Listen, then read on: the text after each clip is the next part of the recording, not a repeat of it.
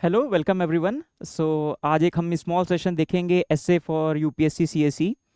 आज के सेशन में हम बात करेंगे इन चीज़ों की। सबसे पहले एक ब्रीफ अंडरस्टैंडिंग कि एसए और जीएस ऑप्शनल में आपस में जो रिलेशनशिप है वो कैसे वन वे रिलेशनशिप नहीं है और कैसे एसए हमारी स्ट्रक्चरिंग में मदद कर सकता है। फिर हम एक पैटर्न देखेंगे ओवर द ईयर्स और एक रीसेंट ट्रेंड इसका क्या रहा है, what is the recent trend that we have seen in the essay. Then will talk about the जो एब्स्ट्रैक्ट टॉपिक को लेके स्टूडेंट्स काफ़ी परेशान रहते हैं कि एब्स्ट्रैक्ट टॉपिक्स जो आते हैं उनको कैसे डिकोड किया जाए। और वो बेसिकली कई सारे टॉपिक एब्स्ट्रैक्ट नहीं होते हैं, थीमेटिक होते हैं। तो उन थीम्स में हम कुछ थीम्स की बात करेंगे, उसमें से हम एक थीम की बात करेंगे और एक ऐसे को भी ब्रीफली समझेंगे और कुछ यूनिवर्सल एग्जांपल्स की बात करेंगे जो हमारे ऐसे राइटिंग में काफ़ी हैंडी आते हैं। वो यूनिवर्सल एग्जांपल्स हम कई जगह यूज़ कर सकते हैं और उनको किस मल्टी फेरियस तरीके से हमें यूज़ करना चाहिए हमारे ऐसे में। चलिए स्टार्ट करते हैं। तो जहाँ तक हमारे जीएस और ऑप्शनल, चूंकि हमारी पूरी प्रिपरेशन अपने जीएस और ऑप्शनल के ही सेंटर्ड होती है और ऐसे writing one of the 7 papers है, तो यस ये बात तो सही है कि ये वन वे रिलेशनशिप इसको अंडरस्टैंड करते हैं कि हमें कंटेंट देता है, कि हमें कंटेंट प्रोवाइड करता है ऐसे के लिए। हमारा चाहे जीएस हो, ऑप्शनल के पेपर्स हों, अगर ऑप्शनल स्पेशली ह्यूमैनिटीज़ के हों, तो हमें एक ये वन वे रिलेशनशिप कंटेंट तो प्रोवाइड करता है, पर ऐसे भी हमें मदद करता है। कैसे मदद करता है? ऐसे हमें स्ट्रक्चर में मदद करता है। देखिए, ऐसे राइटिंग का सबसे इंपॉर्टेंट जो इंग्रेडिएंट होता है वो होता है प्रपोर्शनिंग। प्रपोर्शनिंग का मतलब कि आपको, यदि आपको 1000 से, जो अभी रिसेंट ट्रेंड है, अगर 1200 वर्ड्स में ऐसे लिखना है तो उसमें आपको कितने वर्ड्स का इंट्रोडक्शन लिखना है, उसमें आपको कितने सब प्लॉट्स बनाने हैं और कितना आपको कंक्लूड करना है। उसके लिए पर किसने आपको कितने वर्ड इसको एलोकेट करने हैं, कितने इसको वर्ड एलोकेट करने हैं, तो इसको बोलते हैं प्रपोर्शनिंग। ठीक है, ये स्ट्रक्चरिंग बोल लीजिए। और यही स्ट्रक्चरिंग जो ऐसे राइटिंग का सबसे मूल भावना होती है, एक बहुत इंपॉर्टेंट, जैसे मान लीजिए हमने कोई इंट्रोडक्शन बहुत लंबा लिख दिया, पर हमने उसको जस्टिफाई अपनी बॉडी में नहीं किया, हम प्रॉपरली कंक्लूड नहीं कर पाए, तो हमारे ऐसे राइटिंग में कुछ something missing will be there, कुछ ना कुछ मिसिंग रह जाएगा। तो उस मिसिंग कंपोनेंट को ना आए, इसलिए हमें इस प्रॉपर स्ट्रक्चरिंग जरूरी है। और यही स्ट्रक्चरिंग जो हमें सिखाती है, वही स्ट्रक्चरिंग हमें अपने आंसर्स में भी लानी बहुत ज़रूरी है। हम चाहे जीएस के आंसर्स लिखें, चाहे ऑप्शनल के आंसर्स लिखें, आपको पता है कि यदि हम प्रॉपर इंट्रोडक्शन कंक्लूजन ना करें, भले ही 1 से 2 लाइन का हो, पर it is very important to the essence of the question और द आंसर राइटिंग। सो अगर हम ऐसे राइटिंग में अच्छा करते हैं, हम स्ट्रक्चरिंग सीखते हैं, तो वो हमें अपने जीएस और ऑप्शनल में मदद करता है स्ट्रक्चरिंग में। जहां तक मैं ट्रेंड की बात करूं, तो 2013 तक क्या ट्रेंड था? 2013 तक जो ट्रेंड था, हमारे 4 टॉपिक आया करते थे, 4 topics use to be there, और हर टॉपिक पे करीब करीब 2500 वर्ड हमें लिखने होते थे, 2500 वर्ड्स। तो बट 2013 के बाद हमारे ट्रेंड में कुछ चेंज आया। ट्रेंड में क्या चेंज आया? इतने बड़े ऐसे लिखने की जगह यूपीएससी ने कहा कि आप 2 बड़े ऐसे मत लिखिए, आप छोटे छोटे 2 ऐसे लिखिए। तो section A and section B. तो सेक्शन ए में 4 टॉपिक हुए, सेक्शन बी में 4 टॉपिक हुए, और इसमें से आपको एक एक टॉपिक, 4 में से एक टॉपिक चुनना है, जिसमें करीब करीब आपको 1000 से 1200 वर्ड्स में आपको ये ऐसे लिखना रहता है। ठीक है, अगर हम आगे के ट्रेंड की बात करें, तो ये 2013 के बाद से देखा गया 2014 ऑनवर्ड्स की ये जो 8 टॉपिक हैं, इसमें कुछ टॉपिक कोड बेस्ड हैं और कुछ टॉपिक स्पेसिफिक टॉपिक बेस्ड है। इसमें हम देखते हैं कि इसका मतलब क्या है। और जैसे कि फॉर एग्जांपल हम 2014 का पेपर देखें, तो 2014 का पेपर देखें तो आप देखेंगे जो येलो से हाईलाइटेड है, जैसे सेक्शन ए का टॉपिक नंबर 1 क्या है? With greater power comes greater responsibility. आपको याद होगा, अगर आप मार्वल्स के फैन हैं, तो ये स्पाइडरमैन का कोट है और ये कोट आपके ऐसे में लिखने को आया, with greater power comes greater responsibility. Very important quote, हर जगह एप्लीकेबल होता है, लीडर्स पे एप्लीकेबल होता है, कंट्रीज पे एप्लीकेबल होता है। फॉर एग्जांपल, क्लासिक एग्जांपल इसका यूएस है या जो भी वर्ल्ड पावर है, उससे क्या एक्सपेक्टेशन की जाती है कि वो उसी के करस्पॉन्डिंग बिहेव करें, उसी के करस्पॉन्डिंग रिस्पॉन्सिबिलिटी निभाए। एनीवे, और दूसरा आप एक चौथा टॉपिक देखिए, words are sharper than 2 edge swords. जो हमारे शब्द हैं वो शार्प हैं, 2 धारी तलवार से भी ज्यादा। तो ये 2 टॉपिक हमारे हुए कोट बेस। ठीक, बाकी आप टॉपिक्स देखिए तो काफी टॉपिक स्पेसिफिक टॉपिक रिलेटेड है। फॉर एग्जांपल जैसे टॉपिक नंबर 2 देखिए, is the growing level of competition good for the youth? क्या यूथ के लिए जो कंपटीशन बढ़ रहा है, तो ये क्या है, काफी कंटेंट बेस ऐसे है आपका। जैसे अगला है आर स्टैंडर्डाइज टेस्ट, जैसे हम लोग के टेस्ट होते हैं वो स्टैंडर्डाइज टेस्ट हैं, एक स्टैंडर्ड के हिसाब से हैं। Are a good measures of academic ability और प्रोग्रेस, क्या ये गुड मेजर हैं कि नहीं, है नहीं? तो ये है स्पेसिफिक टॉपिक बेस्ड, तो आप इन दोनों को डिफरेंशिएट कर सकते हैं यहीं से। फॉर एग्जांपल इस sting operation and invasion on the privacy, ये भी क्या है, बहुत स्पेसिफिक टॉपिक से लिंक्ड है, कोई कोर्ट बेस्ड नहीं है, बहुत इसमें एब्स्ट्रैक्ट बातें नहीं हैं जिसके बारे में जिसको पहले समझना पड़े, उसको इवेलुएट करना पड़े, है नहीं? ये सिंपल सी बात है, ये टॉपिक बेस है, उस टॉपिक के बारे में आपको बहुत जानकारी है, एग्जाम्पल है, फैक्ट्स हैं, तो आप आराम से उसके बारे में लिख सकते हैं। अब आप 2015 का पेपर देखिए, मैं पेपरों को एनालाइज नहीं कर रहा हूं, मैं आपको एक ट्रेंड बताने की कोशिश कर रहा हूं, पेपर को हम बाद में एनालाइज करेंगे। सेक्शन ए की बात की जाए, सेक्शन ए में आप देखिए इस बार 4 कोड बेस्ड टॉपिक्स हैं। Lending hands to someone is better than giving a dole, तो यहां पे किसकी बात हो रही है, इंपावरमेंट की बात हो रही है, और इंटाइटलमेंट की बात हो रही है कि empowerment is better then entitlement, ये आपको इससे निकालना था। फिर अगला हमने बचपन से पढ़ा है क्या, slow and steady wins the race, पर हमारा टॉपिक क्या है, quick and steady win the race, तो यहाँ पे क्वालिटीज की बात की जा रही है। क्विक मतलब बीइंग अलर्ट, एक आदमी जो अलर्ट रहे, एक आदमी जो अपॉर्चुनिटीज को ग्रैब करे, क्विकली ग्रैस्प करे, और समय के साथ तुरंत तुरंत बदले विद रिस्पेक्ट टू टाइम, और स्टडी मतलब उसमें अपना डेडिकेशन देता रहे, तो वही विल विन द रेस। तो आप देखिए इसी तरीके से 4 हमारे कोड बेस्ड टॉपिक्स हैं। ऑन दी अदर हैंड जो सेक्शन बी था, for example technology can not replace the man power, ये बिल्कुल स्पेसिफिक टॉपिक बेस्ड हमारी बात हुई। तो यहां पे आप देख रहे हैं कोड बेस्ड टॉपिक्स का प्रपोर्शन बढ़ा। अब 2020 के बाद और चेंजेस आए, आफ्टर 2020। आफ्टर 2020 क्या चेंजेस आए, आफ्टर 2020 जो हमारे 8 टॉपिक हैं, पिछले 3-4 साल में जो हमारे एसेज आए हैं, पिछले आप सारे टॉपिक देखिए, all the 8 topics, sorry yes, all the 8 topics क्या है, कोर्ट बेस्ड हैं, ठीक?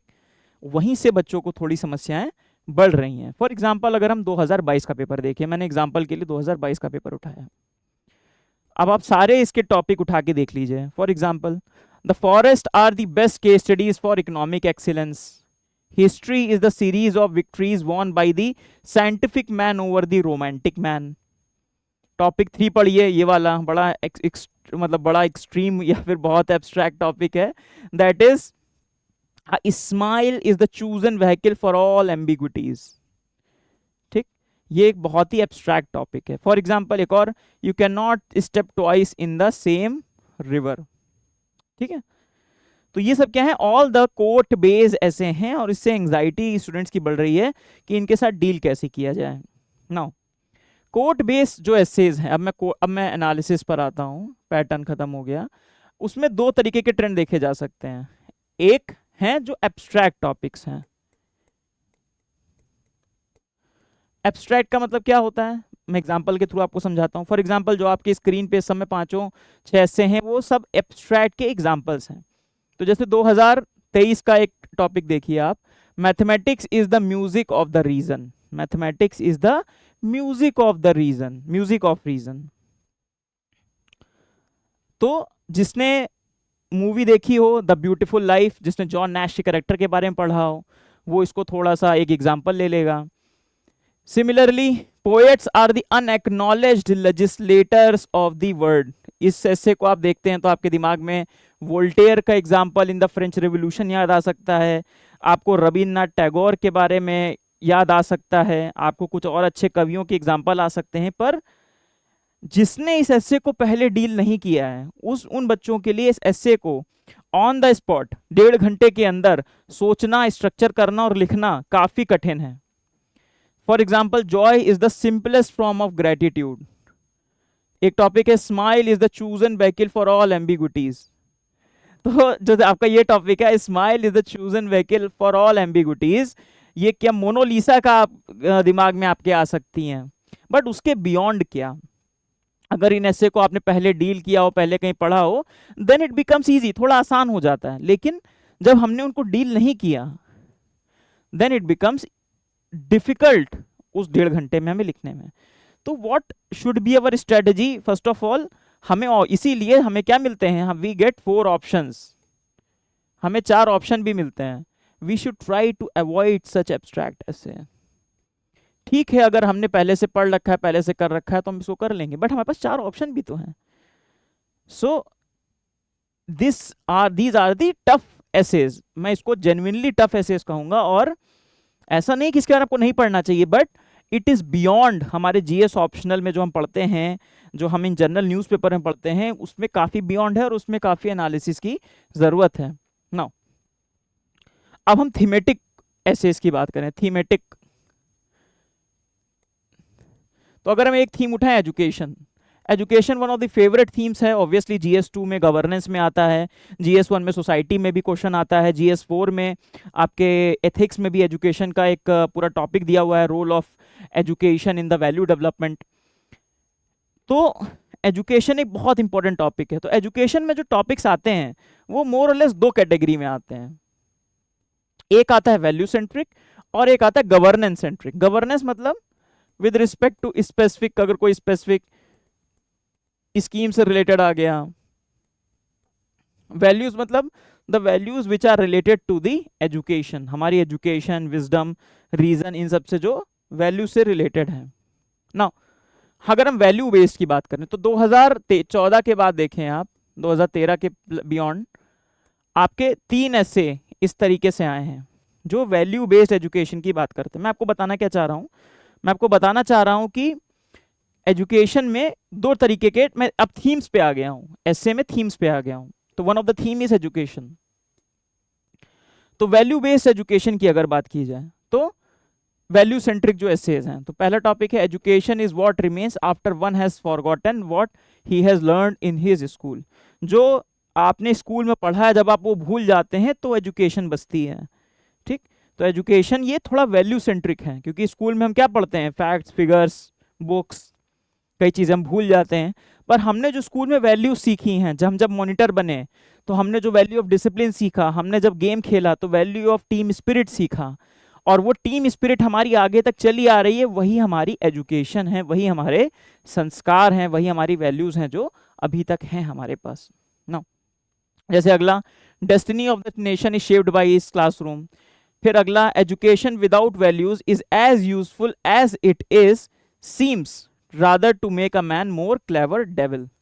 कि अगर यदि एजुकेशन विदाउट वैल्यूज होगी तो आदमी क्या बनेगा, एक क्लेवर डेविल जैसा बनेगा। तो ये वैल्यू बेस्ड एजुकेशन के टॉपिक्स हैं। अब 2013 के, ऐसा नहीं कि 2013 के पहले भी बहुत सारे टॉपिक्स इसी पर आए हैं। Education, for example, what is real education, then literacy is going very fast, there is no corresponding growth in the education. Literacy तो बढ़ रही है पर एजुकेशन नहीं बढ़ रही। तो यहाँ पे आपको लिटरेसी, एजुकेशन, विजडम, नॉलेज, इन सब में क्या एक सटल जो चेंजेस हैं, क्या क्या डिफरेंसेस हैं इन सब के बीच में, इन सब के बारे में आपको पता होना चाहिए। चलिए, तो ये कहने की बात थी कि एजुकेशन में हमारे टॉपिक्स हैं वो 2 टाइप के ही आते हैं, या तो वैल्यू सेंट्रिक या governance centric. Governance centric for example देखिए 2013 के बाद neglect of primary health care, इन्होंने हेल्थ और एजुकेशन को लिंक कर दिया, और वो भी primary education in India the reason for its backwardness. Backwardness के लिए कौन रिस्पॉन्सिबल है, इंडिया की बैकवर्डनेस के लिए इसके प्राइमरी हेल्थ केयर एजुकेशन का नेग्लेक्ट, हेल्थ केयर और एजुकेशन का नेग्लेक्ट। नाउ एक थीम हमने एजुकेशन समझी, उसी तरीके से एक थीम अगर हम देखें, थीम है वैल्यू और गुड लाइफ, वैल्यूज और गुड लाइफ। अगर आप 2014 के बाद ही देखें, 2013 के बाद के जब से पैटर्न चेंज हुआ है, तो आप देखिए कितने सारे एसेज मोर और लेस एक ही थीम पर आए हैं। इसको थीमेटिक बनाने का पर्पस क्या है, इसको थीमेटिक बनाने का पर्पस ये है सो दैट हम, अगर हम इसको एक थीम में कन्वर्ट कर लें तो उससे फायदा क्या होगा कि हमें जो पॉइंट्स हमने एक थीम हमने डिलिनेट कर ली, उस थीम से रिलेटेड हमने कुछ पॉइंट्स रेडी कर लिए, तो उससे रिलेटेड कोई भी ऐसे आता है तो we can very easily write that ऐसे। हमको उस एसे को लिखने में काफी आसानी होती है। फॉर एग्जाम्पल पहला ऐसे देखिए, values are not what humanity is but what humanity ought to be. Humanity को क्या होना चाहिए वर्सेस ह्यूमैनिटी क्या है, ये वैल्यूज ही डिसाइड करती हैं। Values are not for humanity is, जो ह्यूमैनिटी है सॉरी वो वैल्यूज नहीं है। वैल्यूज क्या है, एक एस्पिरेशन है, एक आइडियल है जहां तक ह्यूमैनिटी को पहुंचने का प्रयत्न करना चाहिए। उसी तरीके से जैसे आप देखिए, customary morality can not be a guide to the modern life. Customary morality मतलब जो हमारी मोरालिटी है, जिनका सोर्स क्या है, कस्टम्स हैं, ट्रेडिशंस हैं, एंशिएंट विजडम्स हैं, क्या वो मॉडर्न लाइफ में एप्लीकेबल हैं कि नहीं, हमें उस पर डिस्कशन करना है। मैं ये नहीं कह रहा हूं कि ये सारे एसेज बिल्कुल मतलब पैरेलल हैं, बिल्कुल सेम है, पर ये एक थीम के अंदर आते हैं, एक अम्ब्रेला थीम के अंदर आते हैं। वो थीम क्या है, वैल्यूज या व्हाट इज गुड लाइफ। तो जैसे देखिए एक टॉपिक है, need brings greed, if greed increases it spoils the breed. तो ये भी क्या है, वैल्यू सेंट्रिक है कि कैसे हमें नीड्स की तो जरूरत है, पर जब हमारी नीड की वजह से ग्रीड आती है और ग्रीड अगर बढ़ जाती है तो हमें एक वो विनाश की तरफ ले जाती है। नाउ एक थीम, एक और जैसे थीम मैंने, हमने कौन कौन सी थीम, वैसे तो कई थीम है, हमने एक एजुकेशन थीम के बारे में थोड़ा ब्रीफ किया, एक हमने वैल्यूज और गुड लाइफ के बारे में देखा। एक थीम और है जो यूपीएससी की फेवरेट है, वो है एडवर्सिटी और चैलेंजेस, कि कैसे एडवर्सिटी और चैलेंजेस से लड़के आदमी सक्सेसफुल होता है, और कैसे what is the role of adversity and challenges in our life. वैसे तो यूपीएससी एस्पिरेंट की खुद की लाइफ भी एक चैलेंज से कम नहीं है, और उसको जो ओवरकम कर लेता he become successful, if not in the examination, in life, है ना, इन जनरल। ना अगर हम इस थीम की बात करें तो जैसे for example, a ship in the harbour is safe but it is not what the ship is for. Ship एक हार्बर पे तो सेफ है, पर इसके लिए शिप नहीं है। तो ये भी क्या है, बताने की कोशिश है कि what is the actual purpose of the ship, and अपने एक्चुअल पर्पस शिप को करना है तो उसको हार्बर पे नहीं रहना है। ये एक मेटाफर है। मेटाफर किसके लिए है, एक लाइफ के लिए है, कि अगर लाइफ में हमें, अभी इसमें बात करेंगे, जैसे को डिटेल में बात करेंगे। No for example, the time to repair the roof is when the sun is shining. जब सन शाइन कर रहा है, मतलब जब आपका अच्छा समय चल रहा है, तब आप अपने चैलेंजेस को, अपनी कमियों पे काम कीजिए, क्योंकि जब सनशाइन नहीं करेगा तब आपको वही जो आपने काम किया है वही आपको बचाएगा। इसका बहुत क्लासिक एग्जांपल क्या कह सकते हैं आप, डिसास्टर्स रिस्क रिडक्शन, जो अभी रिसेंट सेंडाई फ्रेमवर्क है 2015 का, जो फोकस करता है किस पे, डिसास्टर रिस्क रिडक्शन पे, कि जब हमारी स्थितियां ठीक हैं तो हमें रिस्क पे कम फोकस करना है, सो दैट जब डिसास्टर आए तो कैसे हम उसके साथ बहुत अच्छे से फाइट कर सकें। चलिए, तो इसी में हम एक ऐसे पे बात करेंगे, शिप वाले ऐसे पे। नाउ एक 3 स्टेप प्रोसेस है। 3 स्टेप प्रोसेस आप कैसे कोड बेस ऐसे, इन एनी कोड बेस ऐसे को आप कैसे एक ऐसे के रूप में ले जाएं। सबसे पहला काम, understanding the core idea of the essay. What is the core idea, किसी भी ऐसे का कोर आइडिया क्या है। तो फॉर एग्जांपल मैंने आपको शिप वाला ऐसे बताया, या मैंने आपको बताया रिपेयर द रूफ वाला, तो आपको एक से इन 1 to 2 line you should be able to get, not more than 2 lines, you should be able to grasp it completely, कि भाई ये ऐसे कहना क्या चाहता है, what this essay implies। क्योंकि कोड बेस ऐसे है तो जरूरी, obviously it is implying something, ये कुछ कहना चाहता है।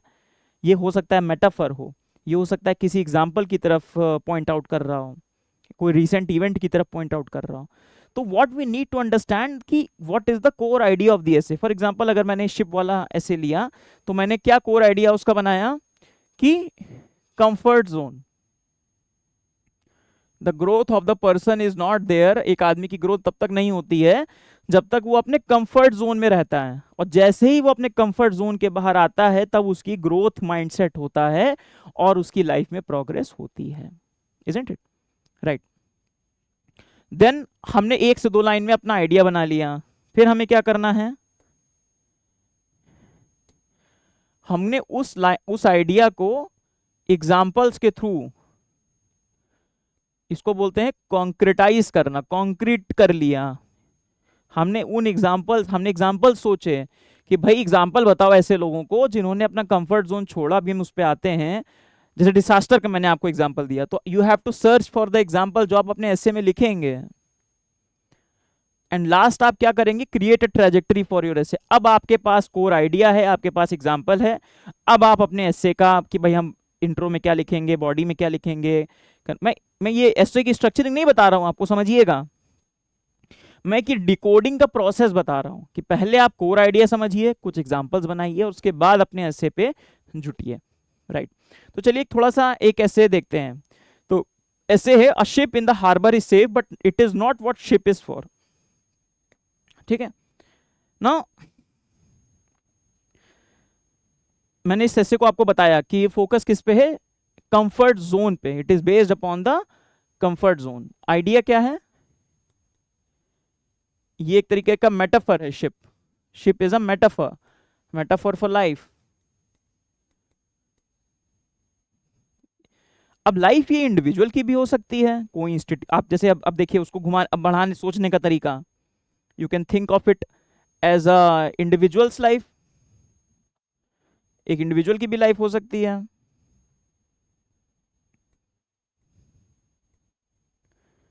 किसी आप इंडिविजुअल के बारे में सोचिए, किसी इंस्टीट्यूशन के बारे में सोचिए, और या किसी कंट्री के बारे में भी सोच सकते हैं, या और भी आप डायमेंशंस एक्सप्लोर कर सकते हैं। फॉर एग्जांपल जैसे में आगे बढ़ते हैं, तो जैसे हमारा कंफर्ट जोन है, हम कंफर्ट जोन में अगर पड़े हैं तो हम कभी ग्रोथ नहीं कर सकते। और हम जब कंफर्ट जोन के बाहर जाएंगे, this is where the magic happens. What is the magic, magic क्या होगा।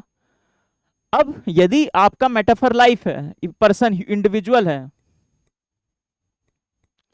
तो उसके लिए मैजिक अलग होगा। इंस्टीट्यूशन है, उसके लिए मैजिक अलग होगा। मैजिक मतलब इन अ वे ग्रोथ। और कंट्री है तो उसके लिए अलग होगा। अभी तो आपको ही पता है कि इंडिविजुअल अगर कंफर्ट जोन के बाहर जाता है, आप सब यूपीएससी की तैयारी कर रहे हैं, आपने अपने कंफर्ट जोन को छोड़ के तैयारी करने का प्रयास किया है, और आप कंफर्ट जोन को छोड़ के कुछ करते हैं, तो आपको कुछ ना कुछ नॉलेज बढ़ती है, ज्ञान बढ़ता है, अंडरस्टैंडिंग बढ़ती है, आप अच्छे सिटीजन बनते हैं, आपके अंदर कुछ वैल्यूज आती हैं। ठीक, आप एक इन्फॉर्म डिबेट में पार्टिसिपेट कर सकते हैं किसी भी चीज में, and ultimately you will being a good human being. So this is where the magic happens for an individual. और क्या हो सकता है, साइंटिस्ट होते हैं, बीस पे आते हैं। तो अगर हम इंडिविजुअल्स की बात करें, फॉर एग्जाम्पल, अब मैं एग्जाम्पल्स पे, हमने कोर आइडिया समझ लिया, फर्स्ट स्टेप। सेकंड स्टेप, हम इंडिविजुअल्स की बात करें, तो इंडिविजुअल में बहुत सारे इंडिविजुअल हैं। कुछ एग्जाम्पल हैं, फॉर एग्जाम्पल सोशल रिफॉर्मर्स हो गए। ज्योतिबा फुले को क्या पड़ी थी, वो भी जिस सिस्टम में थे उसी सिस्टम में रहते, उसके खिलाफ आवाज ना उठाते, पर उन्होंने अपने समस्याओं को एक बाय डिफॉल्ट सिस्टम नहीं समझा और उससे बाहर आए, उससे लड़ाई लड़ी, और उससे कितने लोगों को प्रेरणा दी, और आज भी वो कितने लोगों को प्रेरणा दे रहे हैं। डॉक्टर बी आर अम्बेडकर, तो इन लोगों ने कितने लोगों को, इन महापुरुषों ने कितने लोगों को प्रेरणा दी, आज भी प्रेरणा स्रोत हैं कई लोगों के। Similarly innovators, for example Elon Musk, Steve jobs,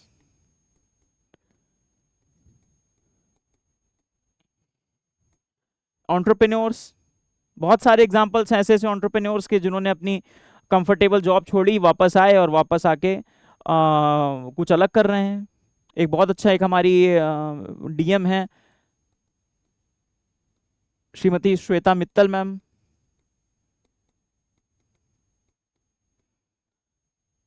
तो दिव्या मित्तल, नॉट श्वेता, दिव्या मित्तल मैम।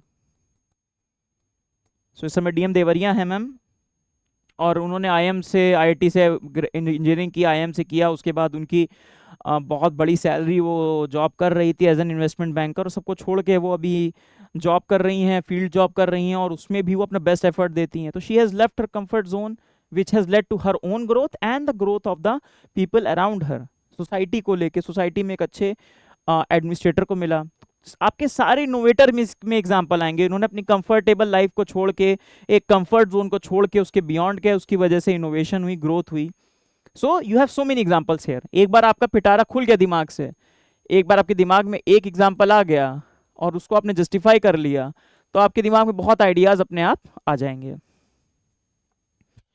अब कुछ इंस्टीट्यूशंस की सोचिए। देखो, ये आसान, आदमी के लिए सोचना आसान पड़ता है, बट फिर उस आइडिया को हमें इंस्टीट्यूशंस पे, कंट्री पे लगाने के लिए दिमाग लगाना पड़ता है। तो इंस्टीट्यूशन सोचिए, तो सबसे पहले तो हमें ये सोचना है कि एक इंस्टीट्यूशन उसके लिए कंफर्ट जोन क्या है, और अगर वो बाहर हटता है, जो हम मैजिक की बात कर, मैजिक आपको लिखना नहीं है, एक समझाने के लिए कि ग्रोथ का मतलब क्या है।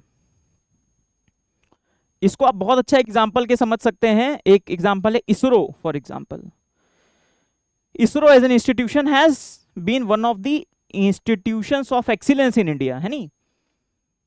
तो इसरो ने क्या किया, कंफर्ट जोन अपने जो जो एक ब्यूरोक्रेटिक रेड टेपिज्म, हर ऑलमोस्ट हर डिपार्टमेंट में जो ब्यूरोक्रेटिक रेड टेपिज्म है, जो ब्यूरोक्रेटिक रेड टेपिज्म होता है कि क्या बोलते हैं, लाल फीताशाही, उसको कट अक्रॉस करके गवर्नमेंट सेटअप में रह के उन्होंने एक एग्जाम्पल सेट किया कि कैसे उसके बियॉन्ड भी इंडिविजुअल एफर्ट, सिस्टम, प्रोसेस बनाने से कैसे एक्सीलेंस लाया जा सकता है और देश का नाम रोशन किया जा सकता है। So one of the best example is ISRO. इसके अलावा भी बहुत सारे इंस्टीट्यूशंस हैं जिन्होंने ऐसा पॉजिटिव काम इंडिया में किया है। टाटा के बहुत सारे इंस्टीट्यूशन हैं, टाटा मेमोरियल हॉस्पिटल्स हैं, भले ही प्राइवेट सेक्टर्स में हो, but there are many institutions which have worked in such a way that they have come out of their comfort zone। और एक होता है business as usual approach, business as usual कि जैसे चल रहा है वैसे चलने दो अप्रोच, जो जिसको क्या कहते हैं सरकारी सिस्टम में, अरे कल होगा यार, कल आना, उस अप्रोच को हटके एक एक्सीलेंस की अप्रोच को उन्होंने चुना। एक बहुत अच्छा एग्जांपल आपका इसका हो सकता है निगेटिव में पंचायती राज सिस्टम या लोकल सेल्फ गवर्नमेंट। इसको आप समझ जाएंगे तो ये आपका यूनिवर्सल एग्जांपल भी है। लोकल सेल्फ गवर्नमेंट इंस्टीट्यूशंस, अब ये इनका कंफर्ट जोन क्या है समझिए। Their comfort zone is that they are dependent upon the central government grants, जो 15 फाइनेंस कमीशन दे रहा है, and they are dependent upon the state finance commission, state grants. वो ग्रांट्स पे डिपेंडेंट हैं, बहुत खुश हैं, उनको पैसा मिल रहा है। मैंने तो ग्राउंड लेवल पे देखा है कि कैसे they are happy with the money that they are getting, जो मनी प्राप्त कर रहे हैं उससे they are happy. But what they should be doing, उनका मैंडेट क्या था, गांधी जी ने क्या कहा था, they should be self sustainable. तो सेल्फ सस्टेनेबल के लिए क्या होना चाहिए, उनका ओन टैक्स रेवेन्यू या ओन सोर्स रेवेन्यू होना चाहिए, उनका ओन सोर्स रेवेन्यू होना चाहिए। मतलब कि पंचायतें खुद से टैक्स लगाएं और अपना रेवेन्यू खुद बनाएं। उससे होगा क्या, उसमें आत्मनिर्भरता ज्यादा आएगी पंचायतों में। इसका बहुत अच्छा एग्जांपल मैं देता हूं स्टूडेंट्स को कि यदि आप अपने पेरेंट्स की पॉकेट मनी पे डिपेंडेंट हैं तो आपके डिसीजन सारे कौन लेगा, मेजॉरिटी डिसीजन आपके पेरेंट्स लेंगे। और जिस दिन से आप इंडिपेंडेंट हो गए, आपके डिसीजन कौन लेना शुरू कर देगा, आप स्वयं लेना शुरू कर देंगे, right. So this is the comfort zone. इस कंफर्ट जोन को छोड़ के अगर वो इसमें आएगी पंचायतें, this is their mandate, their constitutional mandate is this, but वो अपने कंफर्ट जोन में ही बसी हुई हैं, जिसकी वजह से लोकल लेवल पे रूरल डेवलपमेंट सफर कर रहा है। ठीक, so this is one of the negative examples of the as an institution. अगर हम बात करें, अगर हम कंट्रीज में बात करें, तो हम दो कंट्री की पैरेलल आप बात कर सकते हैं कि एक कंट्री आपकी है वेनेजुएला, एक कंट्री है दुबई। दोनों कंट्रियों की जियोलॉजिकल लॉटरी लगी। जियोलॉजिकल लॉटरी का मतलब उन दोनों को इतना सारा ऑयल रिजर्व मिल गया जिसको उनको प्रॉस्पेरिटी करनी चाहिए थी, पर दोनों कंट्रियों ने पाथ बहुत अलग अपनाया। एक तरफ वेनेजुएला ने उसी को अपना कंफर्ट जोन बना लिया कि भाई we will be totally dependent upon the oil. On the other hand Dubai को पता था कि हमारा ऑयल क्या है, केवल एक टाइम बाउंड है, एक ना टाइम लिमिटेड है, एक समय के बाद वो ऑयल खत्म होना है। सो दे डाइवर्सिफाइड, उन्होंने क्या किया, उसको डाइवर्सिफाई किया, और डाइवर्सिफाई करने के बाद उनको उनका रिजल्ट मिला। आप देखेंगे इस समय वर्ल्ड का फाइनेंशियल हब है दुबई, सब लोग दुबई जाना चाहते हैं, दुबई रहना चाहते हैं, दुबई घूमना चाहते हैं, दुबई में बसना चाहते हैं, isn't it. So Dubai is no longer too much dependent upon the, कल ऑयल खत्म भी हो जाए, कल मान लीजिए मैजिकल कोई नया सब्सटेंस भी आ जाए, कोई एनर्जी सोर्स आ जाए, तब भी दुबई को कोई बहुत फर्क नहीं पड़ेगा। Now so these are the example. So trajectory आप कैसे बनाएंगे? सबसे पहले डिकोडिंग द मेटाफर। अभी हमारा स्टेप 3 डिकोड कर लिया, एग्जांपल देख लिया, स्टेप 3 ट्रेजेक्टरी बनाई। तो पहले आप बताएंगे कि मेटाफर क्या है, अपने ऐसे जब एक्सप्लेन करेंगे कि शिप क्या है, मैं शिप वाले ऐसे की बात कर रहा हूँ, तो आप बताएंगे शिप एक मेटाफर है। भाई शिप जिस तरीके से बनी है, किस लिए? सागरों की लहरों को क्रॉस करके सामान को इधर से उधर पहुंचाने की, लोगों को इधर से उधर ले जाने के लिए। वही पर्पस लाइफ का भी है। और फिर कंफर्ट जोन क्या चीज़ होती है, उसमें रिस्क क्या है, अगर हम कंफर्ट जोन से बाहर नहीं आते तो रिस्क क्या है। Then why one should come out of comfort zone, क्यों आना चाहिए और कैसे आना चाहिए। तो ये आपके ऐसे की ट्रेजेक्टरी बन जाएगी। आज हम बहुत ऐसे डिस्कस नहीं कर रहे हैं, हम एक तो आज ओरिएंटेशन सेशन ले रहे हैं इसलिए।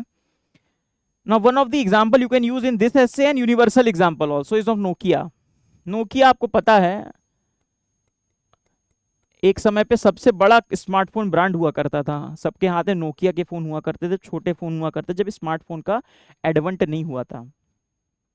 और आज की डेट में नोकिया का फोन कितना कम मार्केट शेयर है उसका। सो वो क्यों हुआ? One of the reason was, आप अपने एसे से अगर लिंक करें तो they remained in their comfort zone, they did not change as per the needs of the time. तो कहीं पे भी आपका ऐसे चेंज से रिलेटेड है, जैसे फॉर एग्जांपल एक ऐसे का टॉपिक हमने डिस्कस किया था, quick and steady will win the race, तो उस ऐसे में भी ये चलेगा। क्यों? नोकिया फेल कर गया। फेल होने का कारण क्या थे? कई सारे कारण थे। रेजिस्टेंस टू चेंज, चेंज नहीं होने देना चाहते थे।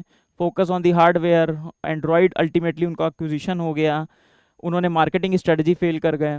तो जिस तरीके से एंड्रॉयड फोन कई सारे सक्सेसफुल है, ये फेल कर गए। एक बहुत अच्छा एग्जाम्पल है चिपको मूवमेंट। अब मैं यूनिवर्सल एग्जाम्पल्स पे आ रहा हूँ, last leg of our session. Universal examples, आपको कुछ यूनिवर्सल एग्जाम्पल इस तरीके से रखने हैं जो आपको मदद करें आपके कई एसेज लिखने में, जो मैंने आपको इंट्रोडक्शन में बताया। तो चिपको मूवमेंट, तो 1970s में जो इन्वायरमेंटलिज्म वेस्ट में अलग चल रहा था, उसको बोलते थे environmentalism of the rich versus the environmentalism of the poor. ये जो पुअर महिलाएं हैं, इनके लाइवलीहुड के लिए जरूरी था इन्वायरमेंटलिज्म, तभी उन्होंने पेड़ों से चिपक गई। तो वो क्या था? एक एपक मेकिंग इवेंट था, जिसने एक ऐसे आया था एक बार, a journey of the 1000 mile starts with a single step. तो 1000 माइल्स की जो जर्नी है, क्लाइमेट चेंज, पेरिस एग्रीमेंट है ना, उसके बाद जो अभी UNFCCC के COPs होते रहते हैं, जो भी हम सोलर पे बात कर रहे हैं, इंटरनेशनल सोलर अलायंस वगैरह की जो जर्नी है, अगर हम बात करें तो started with a single step, that is of the environmental conservation in the small district, small village of the Uttarakhand, है नहीं। सो this is very important example जो आप लोग यूज कर सकते हैं अपने कोड बेस एसेज में भी। ठीक है, चलिए एक आखिरी है फ्रेंच रेवोल्यूशन। तो French revolution is also very good example. French revolution में हमें कई एग्जाम्पल मिलते हैं। For example the ideas of liberty, equality, fraternity, the ideas of the blood shed, the violence बिगेट the violence, कैसे वायलेंस से जो revolution आती है फिर वायलेंस की तरफ चली गई, कैसे जो इनइक्वालिटी थी कैसे वो ब्रीड करती है, जब भी जस्टिस की बात है तो जस्टिस रेवोल्यूशन कैसे इनजस्टिस रेवोल्यूशन लेकर आता है। तो फ्रेंच रेवोल्यूशन भी one example. For example all the revolutions are such examples. एक एग्जाम्पल मुझे बहुत पसंद है रवांडा का, the transformation that country had in 1994, that country had a genocide. दो कम्युनिटी ने एक दूसरे को मार डाला, जीनोसाइड कर लिया, इतनी क्लिनजिंग हुई। तो कैसे उस जीनोसाइड के बाद कंट्री ने अपने आप को ट्रांसफॉर्म किया, महिलाओं को रिप्रेजेंटेशन बढ़ाया। Currently Rwanda has the highest women representation in the world of the women parliamentarian. So this is a universal example, you can write about it, how they have transformed themselves. So these are a few universal examples which showcase कि भाई जो आप अपने कई essays में लिख सकते हैं और वो आपको हेल्प करेंगे, right. So with this we finish our session for today. आज ब्रीफ सेशन था and will continue our series in the future as well. Thank you, bye bye.